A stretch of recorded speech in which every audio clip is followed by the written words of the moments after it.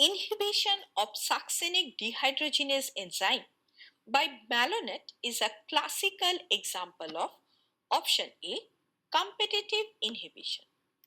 Now, malonate shows close structural similarity with the substrate and it competes with the substrate for the substrate binding site on the enzyme succinic dehydrogenase, thus preventing the enzyme from catalyzing its reaction.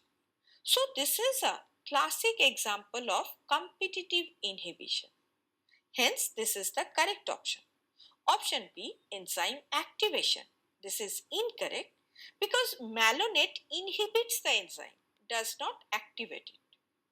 Option C, cofactor inhibition.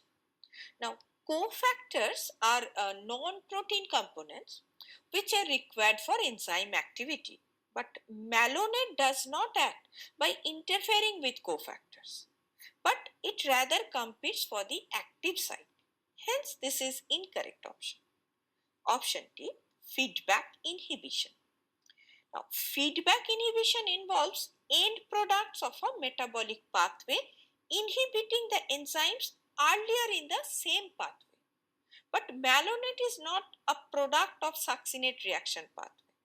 Hence, this is incorrect option.